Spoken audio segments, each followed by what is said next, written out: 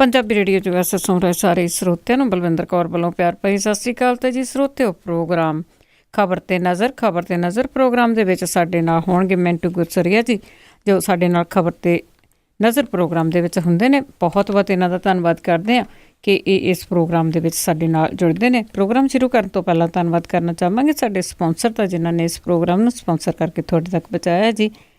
ਬਲਦੇਵ ਸਿੰਘ ਧਾਲੀਵਾਲ ਅਰੀਨੋ ਤੋਂ Khalsa insurance agency ਵਾਲੇ, ਜਿਨ੍ਹਾਂ ਦਾ ਫੋਨ ਨੰਬਰ 4082722500। ਗੁਰਦੀਪ ਸਿੰਘ ਬਿਰਦੀ ਕਲੋਵਸ ਤੋਂ, ਸਤਨਾਮ ਸਿੰਘ ਸ਼ੇਰਗਿੱਲ ਤੇ ਪਰਿਵਾਰ ਸਲਮਾ ਤੋਂ, ਸਰਬਜੀਤ ਸਿੰਘ ਚੋਕਰ ਟਰਲਿਕ ਤੋਂ, ਨਵਜੋਤ ਕੌਰ ਕਲੋਟੀ ਦੇ ਪਰਿਵਾਰ ਜੁਬਾ ਸਿਟੀ ਤੋਂ, ਸੁਰਿੰਦਰ ਕੌਰ ਧਾਮੀ ਤੇ ਪਰਿਵਾਰ ਸੀਰਜ ਤੋਂ, ਸੋਢੀ ਸਿੰਘ ਜੀ ਸੈਕਰਾਮੈਂਟੋ ਤੋਂ। ਬਹੁਤ ਬਹੁਤ ਧੰਨਵਾਦ ਕਰਦੇ ਹਾਂ ਜੀ ਜਿਨ੍ਹਾਂ ਨੇ ਇਸ ਪ੍ਰੋਗਰਾਮ ਨੂੰ ਸਪਾਂਸਰ ਕਰਕੇ ਤੁਹਾਡੇ ਤੱਕ ਪਹੁੰਚਾਇਆ ਜੀ। ਅਤੇ ਹੁਣ ਆਪਾਂ ਜੀ ਚੱਲਦੇ ਹਾਂ ਮਿੰਟੂ ਗੁਰਸਰੀਆ ਹੋਰਾਂ ਨਾਲ ਗੱਲ ਕਰਦੇ ਹਾਂ ਜੀ। ਮਿੰਟੂ ਗੁਰਸਰੀਆ ਜੀ, ਸਤਿ ਸ਼੍ਰੀ ਅਕਾਲ, ਸਵਾਗਤ ਹੈ ਜੀ। ਸਤਿ ਸ਼੍ਰੀ ਅਕਾਲ ਜੀ ਸਾਰੇ ਸਰੋਤਿਆਂ ਨੂੰ, ਸਤਿ ਸ਼੍ਰੀ ਅਕਾਲ। ਹਾਂਜੀ, ਅਤੇ ਮਿੰਟੂ ਜੀ ਆਪਾਂ ਸਭ ਤੋਂ ਪਹਿਲਾਂ ਗੱਲ ਕਰਦੇ ਹਾਂ, ਕੱਲ੍ਹ ਵੀ ਗੱਲ ਕੀਤੀ ਸੀਗੀ ਜਿਸ ਤਰ੍ਹਾਂ ਜਗਦੀਸ਼ ਟਾਈਟਲਰ ਦੀ, ਅਤੇ ਹੁਣ ਫਿਰ ਉਹ ਸੁਰਖੀਆਂ ਦੇ ਵਿੱਚ ਹੈ ਕਿ ਜਗਦੀਸ਼ ਟਾਈਟਲਰ 'ਤੇ ਕਿਸੇ ਸਿੱਖ ਨੌਜਵਾਨ ਨੇ ਹਮਲਾ ਕਰਨ ਦੀ ਕੋਸ਼ਿਸ਼ ਕੀਤੀ। ਹਾਂਜੀ, ਇਹ ਨਵੀਂ ਦਿੱਲੀ ਦੇ ਮਹਿਰੌਲੀ ਦੇ ਇੱਕ ਫਾਰਮ ਹਾਊਸ ਦੇ ਵਿੱਚ ਘਟਨਾ ਘਟੀ ਹੈ ਜੀ। ਉੱਥੇ ਵਿਆਹ ਸੀਗਾ ਕਿਸੇ ਦਾ, ਤਾਂ ਉਸ ਵਿਆਹ ਦੇ ਵਿੱਚ ਸ਼ਾਮਲ ਹੋਣ ਲਈ ਇਹ ਜਗਦੀਸ਼ ਟਾਈਟਲਰ ਆਇਆ ਸੀਗਾ ਉੱਥੇ। ਤਾਂ ਉਹਦੇ ਤੇ ਇੱਕ ਸਿੱਖ ਨੌਜਵਾਨ ਨੇ ਹਮਲਾ ਕਰਨ ਦੀ ਕੋਸ਼ਿਸ਼ ਕੀਤੀ, ਗਲਾਸ ਮਾਰਿਆ ਵੀ ਹੈ, ਥੋੜਾ ਲੱਗਿਆ, ਪਰ ਸੁਰੱਖਿਆ ਦਸਤਾ ਸੀਗਾ ਜਿਹੜਾ ਜਗਦੀਸ਼ ਟਾਈਟਲਰ ਦੇ ਨਾਲ, ਉਹਨਾਂ ਨੇ ਇਹਨੂੰ ਸੁਰੱਖਿਅਤ ਉੱਥੋਂ ਕੱਢ ਲਿਆ। ਹਾਲਾਂਕਿ ਉਸ ਨੌਜਵਾਨ ਬਾਰੇ ਇਹ ਖਬਰ ਆ ਰਹੀ ਹੈ ਕਿ ਉਹ 23 ਸਾਲ ਦਾ ਨੌਜਵਾਨ ਸੀ, ਉਹਦਾ ਨਾਂ ਉਮੰਗ ਸਿੰਘ ਭਾਟੀਆ ਸੀਗਾ। ਉਹਨੂੰ ਗ੍ਰਿਫਤਾਰ ਕਰ ਲਿਆ ਗਿਆ। ਉਹ ਕਿਸੇ ਮਲਟੀਨੈਸ਼ਨਲ ਕੰਪਨੀ ਦੇ ਵਿੱਚ ਕਿਸੇ ਵੱਡੇ ਅਹੁਦੇ ਤੇ ਆ। ਉਹਦਾ ਫਾਦਰ ਵੀ ਦੱਸਿਆ ਜਾ ਰਿਹਾ ਕਿ ਕਾਫੀ ਵੱਡੇ ਅਹੁਦੇ ਤੇ ਤੈਨਾਤ ਹੈ। ਹਾਈ ਪ੍ਰੋਫਾਈਲ ਫੈਮਿਲੀ ਦੇ ਵਿੱਚ ਆਉਣ ਵਾਲਾ ਉਹ ਸਿੱਖ ਨੌਜਵਾਨ ਇਸ ਕਰਕੇ ਨਾਰਾਜ਼ ਸੀਗਾ ਕਿ ਇਹ ਇਸ ਸ਼ਾਦੀ 'ਚ ਕਿਉਂ ਆਇਆ। ਮਾਫ਼ ਕਰਨਾ ਜੀ, ਜਗਦੀਸ਼ ਟਾਈਟਲਰ ਦੀ ਉੱਥੇ ਸ਼ਮੂਲੀਅਤ ਦੇਖ ਕੇ ਉਹ ਨੌਜਵਾਨ ਅਚਾਨਕ ਭਟਕ ਗਿਆ। ਭੜਕ ਗਿਆ। ਪਹਿਲਾਂ ਉਹਨੇ ਗਾਲਾਂ ਕੱਢੀਆਂ, ਮੰਗਾ ਰਿਹਾ ਕਿ ਤੂੰ ਇੱਥੇ ਕੀ ਲੈਣਾ ਹੈ। ਉਸ ਤੋਂ ਬਾਅਦ ਉਹਨੇ ਗਲਾਸ ਨਾਲ ਹਮਲਾ ਕਰਨ ਦੀ ਕੋਸ਼ਿਸ਼ ਕੀਤੀ, ਜਿਸ ਤੇ ਸੁਰੱਖਿਆ ਦਸਤਾ ਸੀਗਾ ਜਿਹੜਾ ਉਹ ਥੋੜਾ ਐਕਟਿਵ ਹੋ ਗਿਆ ਤੇ ਉਹਨਾਂ ਨੇ ਜਲਦੀ ਨਾਲ ਇਹਨੂੰ ਉੱਥੋਂ ਕੱਢ ਲਿਆ। ਪਰ ਮਸਲਾ ਇਹ ਉਹੀ ਮੈਨੂੰ ਲੱਗਦਾ ਕਿ ਜੋ ਕੁਝ ਦਿਨ ਪਹਿਲਾਂ ਫੇਰ ਸੁਰਖੀਆਂ 'ਚ ਆਇਆ ਅਚਾਨਕ ਜਗਦੀਸ਼ ਟਾਈਟਲਰ ਕਿ ਜਿਹੜੀ ਉਹ ਕਲੀਨ ਚਿੱਟ ਦੇਣ ਦੀ ਕੋਸ਼ਿਸ਼ ਕੀਤੀ ਗਈ CBI ਜਾਂਚ ਏਜੰਸੀ ਵੱਲੋਂ, ਤਾਂ ਉਹ ਕਿਤੇ ਨਾ ਕਿਤੇ ਜਿਹੜੀ ਵਾਰ-ਵਾਰ ਇਸ ਤਰ੍ਹਾਂ ਦੀਆਂ ਚੀਜ਼ਾਂ ਸਾਹਮਣੇ ਆਉਂਦੀਆਂ, ਕਲੀਨ ਚਿੱਟ ਜਿਹੜੀ ਉਸ ਏਜੰਸੀ ਵੱਲੋਂ ਦੇਣੀ, ਜੋ ਭਾਰਤ ਦੀ ਸਭ ਤੋਂ ਵੱਡੀ ਜਾਂਚ ਏਜੰਸੀ ਹੈ, ਤੇ ਵਾਰ-ਵਾਰ ਦਿੰਦੇ ਜਾਣਾ ਕਲੀਨ ਚਿੱਟ। ਇੱਕ ਮੈਨੂੰ ਲੱਗਦਾ ਕਿ ਉਹ ਜਿਹੜਾ ਗਲਾਸ ਸਿੱਟਿਆ ਗਿਆ ਉਹ ਜਗਦੀਸ਼ ਟਾਈਟਲਰ ਤੇ ਨਹੀਂ, ਉਹ ਕਾਨੂੰਨ ਦੇ ਮੂੰਹ ਤੇ ਵੀ ਸਿੱਟਿਆ ਗਿਆ ਕਿ ਕਿਉਂ ਵਾਰ-ਵਾਰ ਇਸ ਚੀਜ਼ਾਂ ਦੇ ਨਾਲ ਜਦੋਂ ਇਨਸਾਫ ਬੜਾ ਲੇਟ ਹੋ ਗਿਆ ਤੇ ਉਸ ਦੌਰ ਦੇ ਵਿੱਚ ਵੀ ਆ ਕੇ ਆ ਜਿਹੜਾ ਮਜ਼ਾਕ ਕੀਤਾ ਜਾਂਦਾ ਕਿ ਜਿਸ ਨੂੰ ਸਿੱਖ ਨਸਲਕੁਸ਼ੀ ਦਾ ਸਭ ਤੋਂ ਜਿਹੜਾ ਵੱਡਾ ਅਗਵਾਈ ਕਰਤਾ ਮੰਨਿਆ ਜਾਂਦਾ ਹੈ, ਉਸ ਨੂੰ ਵਾਰ-ਵਾਰ ਕਲੀਨ ਚਿੱਟ ਦੇਣ ਦੀ ਕੋਸ਼ਿਸ਼ ਕੀਤੀ ਜਾਂਦੀ ਹੈ। ਸੋ ਮੈਨੂੰ ਲੱਗਦਾ ਕਿ ਕਿਤੇ ਨਾ ਕਿਤੇ ਇਹ ਇੱਕ ਰੋਸ ਹੈ। ਰੋਸ ਦਾ ਹੁਣ ਅੱਗੇ ਜਾ ਕੇ ਕੀ ਸਿੱਟਾ ਨਿਕਲੇਗਾ ਇਹ ਤਾਂ ਹਾਲੇ ਤੈਅ ਨਹੀਂ, ਪਰ ਉਸ ਜਿਹੜਾ ਨੌਜਵਾਨ ਸੀਗਾ ਉਹਨੂੰ ਜ਼ਮਾਨਤ ਮਿਲ ਗਈ ਕੱਲ ਦੇਰ ਸ਼ਾਮ। ਪਰ ਇਸ ਤਰ੍ਹਾਂ ਦਾ ਜਿਹੜਾ ਮਾਹੌਲ ਹੈ, ਇਹ ਮਾਹੌਲ ਹੈ ਜਿਹੜਾ ਕਾਨੂੰਨ ਦੇ ਵਿਰੁੱਧ ਹੈ, ਨਾ ਕਿ ਕਿਸੇ ਵਿਅਕਤੀ ਵਿਸ਼ੇਸ਼ ਦੇ ਵਿਰੁੱਧ ਹੈ। ਪਰ ਇਸ ਜਿਹੜੇ ਰੋਹ ਨੂੰ ਪਹਿਚਾਨਣ ਵਾਲੀ ਆਖਿਆ ਉਹ ਬਹੁਤ ਢੀਠ ਆਖਿਆ ਕਿ ਉਹ ਪਹਿਚਾਨ ਨਹੀਂ ਪਾ ਰਹੀ ਕਿ ਅਸਲ ਰੋਹ ਹੈ ਜਿਹੜਾ ਉਹ ਇਸ ਕਰਕੇ ਹੈ ਕਿ ਇਨਸਾਫ ਹੈ ਜਿਹੜਾ ਉਹ ਨਹੀਂ ਮਿਲ ਰਿਹਾ, ਤੇ ਉੱਤੋਂ ਇਨਸਾਫ ਦੀ ਦੇਰੀ ਤੋਂ ਬਾਅਦ ਜਿਹੜੇ ਮੁੱਖ ਦੋਸ਼ੀ ਹੈ ਉਹਨਾਂ ਨੂੰ ਚੋਰ ਮੋਰੀਆਂ ਕੱਢਣ ਦੀਆਂ ਕੋਸ਼ਿਸ਼ਾਂ ਕੀਤੀਆਂ ਜਾ ਰਹੀਆਂ। ਜੀ ਬਿਲਕੁਲ, ਇਹਦੇ ਵਿੱਚ ਕੋਈ ਗੱਲ ਲੁਕੀ ਛਿਪੀ ਨਹੀਂ ਹੈਗੀ। ਤੇ ਅੱਗੇ ਆਪਾਂ ਗੱਲ ਕਰੀਏ ਜੇ ਆਮ ਆਦਮੀ ਪਾਰਟੀ ਦੇ ਵਰਕਰਾਂ ਨੇ ਕੱਲ ਮਾਰਚ ਕੀਤਾ ਸੀਗਾ ਤੇ ਉਹਨਾਂ ਦੇ ਉੱਤੇ ਅਥਰੂ ਗੈਸ ਦੇ ਗੋਲੇ ਜਾਂ ਗੰਦੇ ਪਾਣੀ ਦੀਆਂ ਵਿਛਾੜਾਂ ਕੀਤੀਆਂ ਗਈਆਂ। ਹਾਂਜੀ, ਬਹੁਤ ਵੱਡਾ ਪ੍ਰਦਰਸ਼ਨ ਸੀਗਾ ਉਹਨਾਂ ਦਾ, ਕਾਫੀ ਵੱਡੇ ਪੱਧਰ ਤੇ ਉਹਨਾਂ ਦੇ ਵਲੰਟੀਅਰਸ ਜੁੜੇ ਉੱਥੇ। ਪਹਿਲਾਂ ਅੰਬ ਸਾਹਿਬ ਗੁਰਦੁਆਰਾ ਜਿਹੜਾ ਮੋਹਾਲੀ ਦੇ ਵਿੱਚ, ਉਹਦੇ ਵਿੱਚ ਉਹਨਾਂ ਨੇ ਇਕੱਤਰਤਾ ਕੀਤੀ। ਉਸ ਤੋਂ ਬਾਅਦ CM ਦੇ ਰਿਹਾਇਸ਼ ਨੂੰ ਉਹਨਾਂ ਨੇ ਰਵਾਨਗੀ ਪਾਈ। ਪਰ ਮੋਹਾਲੀ ਅਤੇ ਚੰਡੀਗੜ੍ਹ ਦਾ ਜਿਹੜਾ ਬਾਰਡਰ ਹੈ ਉੱਥੇ ਉਹਨਾਂ ਨੂੰ ਰੋਕ ਲਿਆ ਗਿਆ ਬੈਰੀਕੇਡ ਲਾ ਕੇ। ਉਹਨਾਂ ਨੇ ਜਦੋਂ ਅੱਗੇ ਵਧਣ ਦੀ ਕੋਸ਼ਿਸ਼ ਕੀਤੀ ਤਾਂ ਫਿਰ ਜਲ ਤੋਪਾਂ, ਅਥਰੂ ਗੈਸ, ਇਹ ਸਾਰਾ ਕੁਛ ਵਰਤਿਆ ਗਿਆ। ਪਰ ਕੁਛ ਜਿਹੜੇ ਵਲੰਟੀਅਰ ਸੀਗੇ ਉਹ ਖਦੇੜੇ ਗਏ, ਉਹਨਾਂ ਦੇ ਉਹ ਪਿੱਛੇ ਨੂੰ ਨੱਠ ਗਏ। ਪਰ ਕੁਛ ਸੀ ਜਿਹੜੇ ਅੜ ਗਏ, ਉਹਨਾਂ ਦੀਆਂ ਪੱਗਾਂ ਲੱਥ ਗਈਆਂ, ਜਿਹਦੇ ਵਿੱਚ ਹਰਜੋਤ ਸਿੰਘ ਬੈਂਸੋਰੀ ਵੀ ਹੈ ਜਿਹੜੇ ਯੂਥ ਵਿੰਗ ਦੇ ਕਨਵੀਨਰ ਆ। ਸੋ ਇਹਨਾਂ ਦੀਆਂ ਕਾਫੀ ਵੱਡੇ ਪੱਧਰ ਤੇ ਪੱਗਾਂ ਲੱਥੀਆਂ। ਉਸ ਤੋਂ ਬਾਅਦ ਭਿੱਜ ਗਏ, ਕੁਛ ਅੜੇ ਰਹੇ, ਕੁਛ ਨੱਠ ਗਏ ਉੱਥੋਂ। ਪਰ ਸਭ ਤੋਂ ਵੱਡੀ ਤਰਾਸਦੀ ਇਹ ਰਹੀ ਕਿ ਫਿਰ ਉਸ ਤੋਂ ਬਾਅਦ ਜਦੋਂ ਜਿਹੜੇ ਅੜੇ ਹੋਏ ਵਲੰਟੀਅਰ ਸੀਗੇ ਜਦੋਂ ਨਾ ਖਿੰਡੇ ਤਾਂ ਉਹਨਾਂ ਤੇ ਇੱਕ ਅੰਨਾ ਲਾਠੀ ਚਾਰਜ ਕੀਤਾ ਗਿਆ। ਬਿਲਕੁਲ ਜਿੱਦਾਂ ਕਹਿ ਲਈਏ ਕਿ ਅੰਨ੍ਹੇਵਾਹ ਡਾਂਗਾ ਮਾਰੀਆਂ ਗਈਆਂ। ਉਸ ਜਿਹੜੇ ਲਾਠੀ ਚਾਰਜ ਦੇ ਵਿੱਚ ਸਿਰਫ ਵਲੰਟੀਅਰਸ ਹੀ ਨਹੀਂ ਆਮ ਆਦਮੀ ਪਾਰਟੀ ਦੇ ਜ਼ਖਮੀ ਹੋਏ। ਇੱਕ ਪੱਤਰਕਾਰ, ਮਹਿਲਾ ਪੱਤਰਕਾਰ ਬੀਬੀ ਜਿਹੜੀ ਹੈ ਪੰਜਾਬੀ ਜਾਗਰਣ ਦੀ ਜ਼ੁਬੈਦਾ ਸੁਲੇਮਾਨ ਆ, ਇੰਚਾਰਜ ਆ ਉੱਥੋਂ ਦੀ, ਪੰਜਾਬੀ ਜਾਗਰਣ ਦੇ ਜ਼ਿਲ੍ਹਾ ਇੰਚਾਰਜ ਆ, ਉਹਨਾਂ ਦੀ ਵੀ ਲੱਕ ਤੇ ਡਾਂਗ ਵੱਜੀ ਔਰ ਉਹਨਾਂ ਦਾ ਗਿੱਟਾ ਵੀ ਜਿਹੜਾ ਆ ਉਹ ਟੁੱਟ ਗਿਆ, ਪਤਾ ਨਹੀਂ ਹੋਸ਼ ਆ ਗਈ, ਪਰ ਕਾਫੀ ਵੱਡੀ ਸੱਟ ਲੱਗੀ ਹੈ ਉਹਨਾਂ ਦੀ ਲੱਤ ਤੇ ਵੀ। ਇਸ ਤੋਂ ਇਲਾਵਾ ਆਮ ਆਦਮੀ ਪਾਰਟੀ ਦੇ ਕੁਝ ਵਲੰਟੀਅਰਸ ਆ ਜਿਹੜੇ ਕਾਫੀ ਗੰਭੀਰ ਰੂਪ ਦੇ ਵਿੱਚ ਜ਼ਖਮੀ ਹੋਏ ਆ।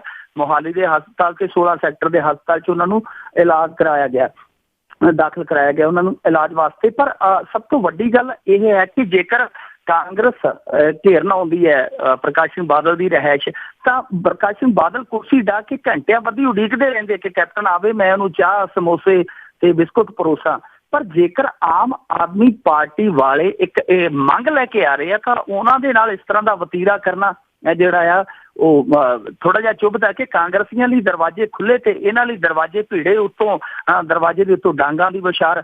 ਸੋ ਆਮ ਆਦਮੀ ਪਾਰਟੀ ਦਾ ਇਹ ਜਿਹੜਾ ਇੱਕ ਤਰ੍ਹਾਂ ਨਾਲ ਕਹਿ ਲਈਏ ਕਿ ਪਹਿਲਾ ਇਮਤਿਹਾਨ ਸੀ, ਇਮਤਿਹਾਨ 'ਚ ਹਾਲੇ ਉਤਰੇ, ਹਾਲੇ ਤੇ ਇਮਤਿਹਾਨ ਬੜੇ ਬਾਕੀ ਹੈ।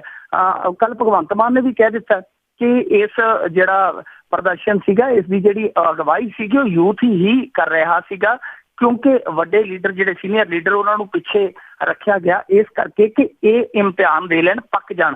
ਸੋ ਮੈਨੂੰ ਲੱਗਦਾ ਕਿ ਉਹਨਾਂ ਦਾ ਇਸ਼ਾਰਾ ਇਹ ਸੀ ਕਿ ਆਉਣ ਵਾਲੇ ਦਿਨਾਂ ਦੇ ਵਿੱਚ ਜਿਹੜਾ ਜ਼ਮੀਨੀ ਸੰਘਰਸ਼ ਇੱਕ ਵਿੱਢਿਆ ਜਾਵੇਗਾ, ਰੋਸ ਧਰਨੇ ਮੁਜ਼ਾਹਰੇ ਹੋਣਗੇ ਜਿਹੜੇ ਆਮ ਆਦਮੀ ਪਾਰਟੀ ਦੇ ਇਹ ਯੂਥ ਵਰਕਰ ਹੈ ਜਿਹੜੇ ਉਹਨਾਂ ਨੂੰ ਜੋਇਆ ਗਿਆ ਉਹਨਾਂ ਲਈ ਕਿ ਕਿੰਨੇ ਕੁ ਤਿਆਰ ਹੈ। ਸੋ ਮੈਨੂੰ ਲੱਗਦਾ ਕਿ ਪਹਿਲੀ ਪ੍ਰੀਖਿਆ ਦੇ ਵਿੱਚ ਤੇ ਪਾਸ ਆ। ਹੁਣ ਪੰਜਾਬ ਦੇ ਵਿੱਚ ਆ ਕੇ ਪਤਾ ਲੱਗੇਗਾ ਕਿ ਇਹ ਕਿਸ ਤਰ੍ਹਾਂ ਦੀ ਲੜਾਈ ਲੜਦੇ ਆ। ਪਰ ਕੁੱਲ ਮਿਲਾ ਕੇ ਜੋ ਹੋਇਆ ਉੱਥੇ, ਜਿੱਦਾਂ ਦਾ ਲਾਠੀ ਚਾਰਜ ਹੋਇਆ, ਉਹ ਬੜਾ ਜਿੱਦਾਂ ਕਹਿ ਲਈਏ ਕਿ ਦੁਰਭਾਗਿਆਪੂਰਨ ਘਟਨਾ ਆ। ਜੀ ਜੀ ਬਿਲਕੁਲ, ਇਹ ਲੋਕਤੰਤਰ ਦੇਸ਼ ਆ ਕਿ ਕੋਈ ਮੂੰਹ ਨਹੀਂ ਖੋਲ੍ਹ ਸਕਦਾ। ਅੱਗੇ ਆਪਾਂ ਗੱਲ ਕਰੀਏ ਪੰਜਾਬ ਦੇ ਵਿੱਚ, ਜਿੱਥੋਂ ਗੱਲ ਸ਼ੁਰੂ ਹੋਈ ਸੀਗੀ ਨਰਮੇ ਤੋਂ, ਜਿਹੜੀਆਂ ਕੀਟਨਾਸ਼ਕ ਦਵਾਈਆਂ ਦੀ ਗੱਲ ਹੋਈ ਸੀ, ਨਰਮਾ ਆ ਜਿਹੜਾ ਉਸ ਦੇ ਵਿੱਚ ਜਿਹੜੇ ਕਿਸਾਨ ਆ ਕਰਜ਼ਾਈ ਹੋ ਗਏ। ਹੁਣ ਨਰਮੇ ਤੋਂ ਬਾਅਦ ਕਿੰਨੂ ਦੀ ਫਸਲ ਵੀ ਇਸੇ ਤਰ੍ਹਾਂ ਉਸ 'ਤੇ ਵੀ ਹੋ ਰਿਹਾ ਨੁਕਸਾਨ ਉਸਦਾ। ਜੀ, ਕਿੰਨੂ ਦੇ ਬਾਗ ਆ ਜਿਹੜੇ ਉਹ ਹੁਸ਼ਿਆਰਪੁਰ ਜਾਂ ਸਾਡੇ ਇਸ ਇਲਾਕੇ ਦੇ ਵਿੱਚ ਮਲੋਟ ਅਬੋਹਰ ਇਲਾਕੇ ਦੇ ਵਿੱਚ ਬਹੁਤ ਨੇ। ਮਲੋਟ ਅਬੋਹਰ, ਫਾਜ਼ਿਲਕਾ, ਲੰਬੀ, ਬੜੀ ਬਹੁਤ ਜ਼ਿਆਦਾ ਵੱਡੇ ਪੱਧਰ ਤੇ ਕਿਸੇ ਸਮੇਂ ਬਾਗਾਂ ਦੀ ਜਿਹੜੀ ਉਪਜ ਹੁੰਦੀ ਸੀ, ਲੋਕ ਬੜੀ ਕਮਾਈ ਕਰਦੇ ਸੀਗੇ ਮੋਟੀ। ਪਰ ਉਸ ਤੋਂ ਬਾਅਦ ਸੇਮ ਆ ਗਈ ਇਸ ਇਲਾਕੇ ਦੇ ਵਿੱਚ, ਲੰਬੀ, ਮਲੋਟ, ਤਾਂ ਥੋੜੇ ਜਿਹੇ ਬਾਗ ਹੈ ਜਿਹੜੇ ਲੰਬੀ ਮਲੋਟ ਹਲਕੇ ਦੇ ਵਿੱਚ ਉਹ ਪੁੱਟੇ ਗਏ।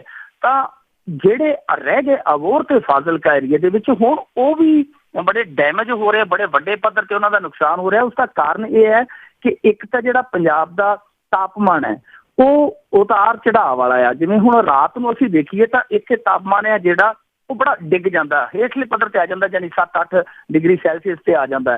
ਤੇ ਜਦੋਂ ਦੁਪਹਿਰਾ ਹੁੰਦਾ ਉਸ ਵੇਲੇ ਅਚਾਨਕ ਜਿਹੜਾ ਟੈਂਪਰੇਚਰ ਆ ਉਹ 25 ਤੋਂ 27, 25, 27 ਦੇ ਵਿੱਚ ਚਲਾ ਜਾਂਦਾ। ਯਾਨੀ ਇੱਕ ਤੇ ਇਹ ਬਹੁਤ ਵੱਡਾ ਫਰਕ ਹੈ ਤਾਪਮਾਨ ਦਾ ਕਿ ਰਾਤ ਨੂੰ ਜਿਹੜਾ ਡਿੱਗਦਾ ਤਾਪਮਾਨ ਉਹ ਤੇ ਇਸ ਫਸਲ ਲਈ ਬਹੁਤ ਲਾਹੇਵੰਦ ਆ, ਪਰ ਜਿਹੜਾ ਅਚਾਨਕ ਤਾਪਮਾਨ 'ਚ ਵਾਧਾ ਹੁੰਦਾ ਦਿਨ ਨੂੰ ਉਹ ਬਹੁਤ ਨੁਕਸਾਨ ਕਰਦਾ। ਇਸ ਕਰਕੇ ਉਹ ਫਸਲ ਹੈ ਜਿਹੜੀ ਕਿੰਨੂ ਦੀ ਉਹ ਡਿੱਗਣੀ ਸ਼ੁਰੂ ਹੋ ਗਈ, ਫਲ ਡਿੱਗਣਾ ਸ਼ੁਰੂ ਹੋ ਗਿਆ। ਪਰ ਇਸ ਤੋਂ ਵੀ ਵੱਡੀ ਗੱਲ ਇਹ ਹੈ ਕਿ ਜਿਹੜੀ ਸਫੇਦ ਮੱਖੀ, ਜਿਹਨੂੰ ਅਸੀਂ ਚਿੱਟਾ ਮੱਛਰ ਕਹਿ ਦਿੰਦੇ ਹਾਂ, ਉਹ ਵੀ ਇਸ ਤੇ ਹਮਲਾਵਰ ਆ, ਇਸ ਫਸਲ ਤੇ ਉਹ ਵੀ ਹਮਲਾ ਕਰ ਰਹੀ ਹੈ।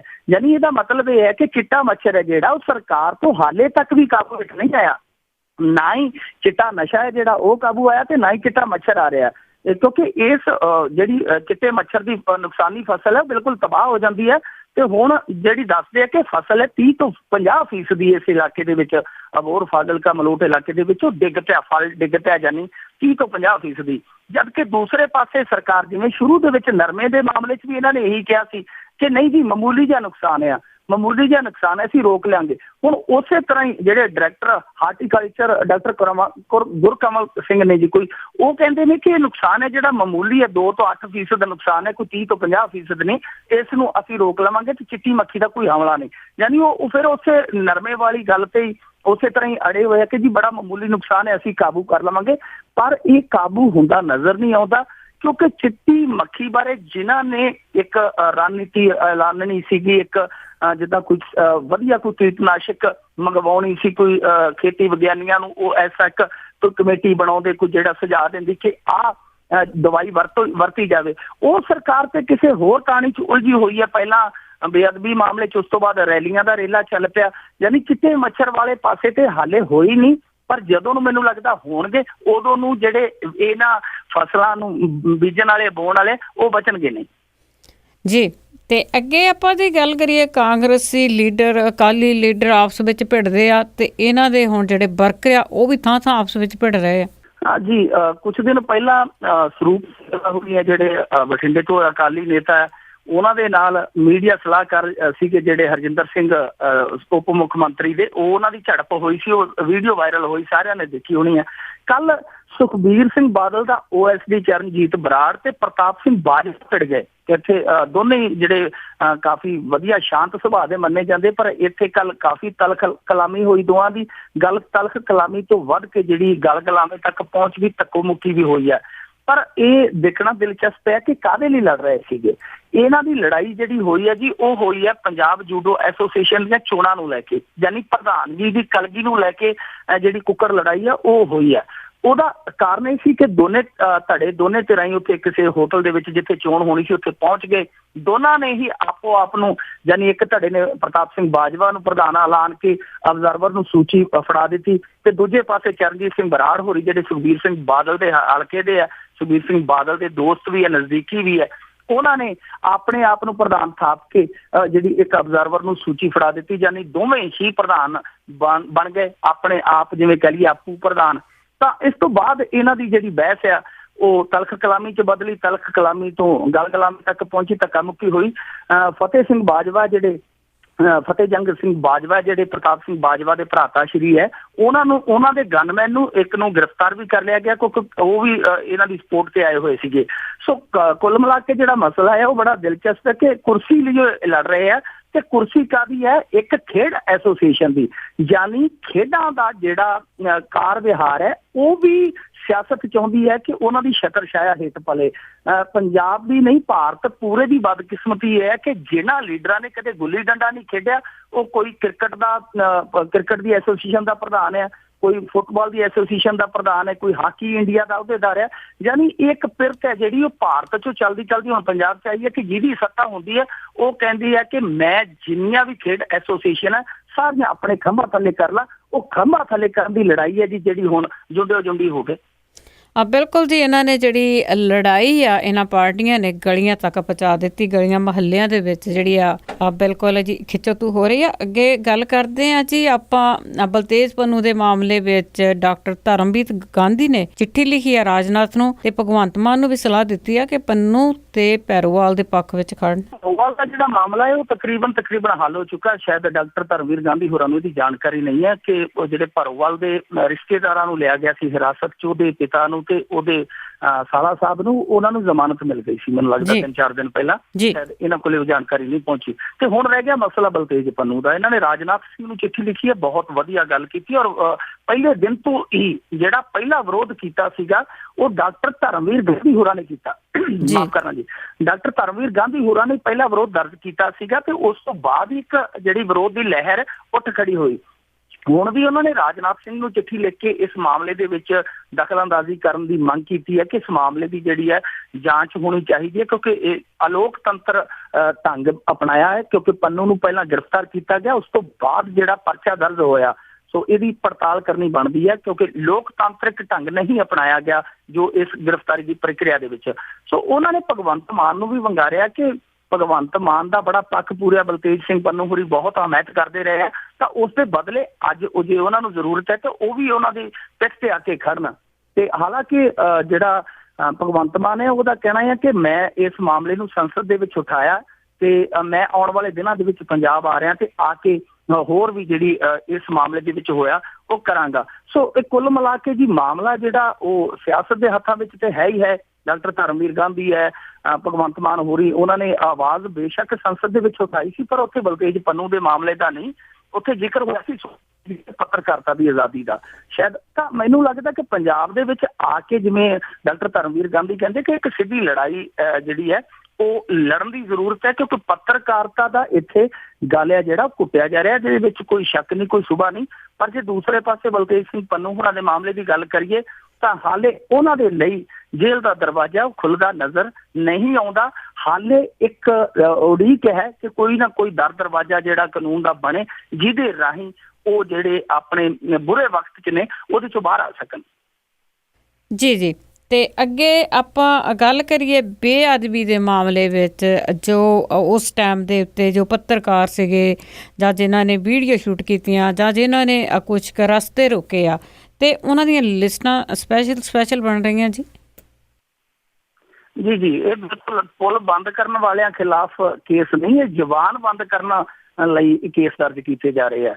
ਬਿਆਸ ਪੁਲ ਬੰਦ ਰਿਹਾ ਸੀਗਾ ਜੀ, ਤੁਹਾਨੂੰ ਪਤਾ ਮਾਝੇ ਇਲਾਕੇ ਦੇ ਵਿੱਚ ਕਾਫੀ ਦਿਨ 5-6 ਦਿਨ ਬੰਦ ਰਿਹਾ ਸੀ। ਉਹਦੇ ਮਾਮਲੇ ਵਿੱਚ 300 ਦੇ ਕਰੀਬ ਲੋਕਾਂ ਨੂੰ ਨਾਮਜ਼ਦ ਕੀਤਾ ਗਿਆ, ਜਿਹਦੇ ਚੋਂ 8 ਕੁ ਲੋਕ ਜਿਹੜੇ ਆ ਆਇਡੈਂਟੀਫਾਈਡ ਹੈ ਤੇ ਦੂਸਰੇ ਅਨਆਇਡੈਂਟੀਫਾਈਡ ਰੱਖੇ ਗਏ ਜਾਂ ਨਹੀਂ। ਉਹਨਾਂ ਲਈ ਵੀ ਘਰ ਬਣਾ ਕੇ ਰੱਖੇ ਗਏ ਕਾਗਜ਼ਾਂ ਦੀ ਹਿੱਕ ਤੇ ਕਿ ਜਿਵੇਂ ਜਿਵੇਂ ਕੋਈ ਮਿਲਿਆ ਫਿੱਟ ਕਰਦੇ ਜਾਵਾਂਗੇ। 7-8 ਹੈ ਜਿਹੜੇ ਜਿਹਦੇ ਵਿੱਚ ਭਾਈ ਬਲਵੀਰ ਸਿੰਘ ਮੁੱਛਲ ਵੀ ਹੈ, ਉਹਨਾਂ ਨੂੰ ਵੀ ਨਾਮਜ਼ਦ ਕੀਤਾ ਗਿਆ। ਸੋ ਇਹ ਜਿਹੜੇ ਆ 300 ਬੰਦਿਆਂ ਤੇ ਪਰਚਾ ਦਰਜ ਕੀਤਾ ਗਿਆ ਕਿ ਉਹ ਜਿਹੜੇ ਪੁਲ ਉਦੋਂ ਬੇਅਦਬੀ ਦੇ ਰੋਸ ਵਜੋਂ ਜਿਹੜੇ ਪੁਲ ਬੰਦ ਕੀਤੇ ਗਏ ਸਨ, ਉਹਨਾਂ ਦੇ ਖਿਲਾਫ ਇੱਕ ਕਾਰਵਾਈ ਕੀਤੀ ਗਈ ਹੈ।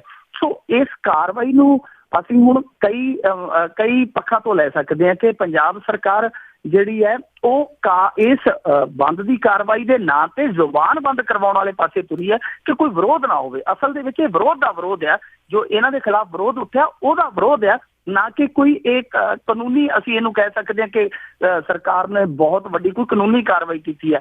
ਕਿਉਂਕਿ ਅਸੀਂ ਪਿਛਲੇ ਸਮੇਂ 'ਚ ਦੇਖਿਆ ਕਿ ਖੁਦ ਅਕਾਲੀ ਵੀ ਧਰਨੇ ਲਾਉਂਦੇ ਰਹੇ ਆ, ਪ੍ਰੇਮੀ ਵੀ ਲਾਉਂਦੇ ਰਹੇ ਆ, ਕਾਂਗਰਸੀ ਵੀ ਧਰਨੇ ਲਾਉਂਦੇ ਰਹੇ।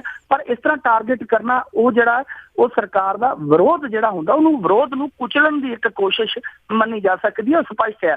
ਤੇ ਦੂਜੇ ਪਾਸੇ ਜਿਹੜੀ ਇੱਕ ਹੈਰਾਨ ਕਰਨ ਵਾਲੀ ਇੱਕ ਹੋਰ ਰਵਾਇਤ, ਇੱਕ ਹੋਰ ਪਿਰਤ ਹੈ ਜਿਹੜੀ ਉਹ ਸਾਹਮਣੇ ਆ ਰਹੀ ਹੈ ਕਿ ਕੁਝ ਜਿਹੜੇ ਬਾਹਰਲੇ ਚੈਨਲ, ਜਿਵੇਂ ਤੁਸੀਂ ਗੱਲ ਕੀਤੀ ਹੈ, ਕੁਝ ਜਿੱਦਾਂ 3-4 ਚੈਨਲ, ਇੱਕ UK ਤੋਂ ਹੈ, ਇੱਕ ਮੈਨੂੰ ਲੱਗਦਾ ਅਮਰੀਕਾ ਤੋਂ ਹੈ, ਸ਼ਾਇਦ ਵੱਖ-ਵੱਖ ਦੇਸ਼ਾਂ ਦੇ ਵਿੱਚੋਂ 3-4 ਚੈਨਲ ਨੇ ਜਿਨ੍ਹਾਂ ਨੂੰ ਇੱਕ ਟਾਰਗੇਟ ਕੀਤਾ ਜਾ ਰਿਹਾ, ਮਿੱਥ ਕੇ ਟਾਰਗੇਟ ਕੀਤਾ ਜਾ ਰਿਹਾ। ਖੁਦ ਮੈਨੂੰ ਵੀ ਫੋਨ ਆਇਆ ਇੱਕ ਖੁਫੀਆ ਵਿਭਾਗ ਦੇ ਬੰਦੇ ਦਾ ਕਿ ਇਸ ਚੈਨਲ ਦਾ ਜਿਹੜਾ ਕੋਈ ਪੱਤਰਕਾਰ ਆਪਣੇ ਇਲਾਕੇ 'ਚ ਹੈ।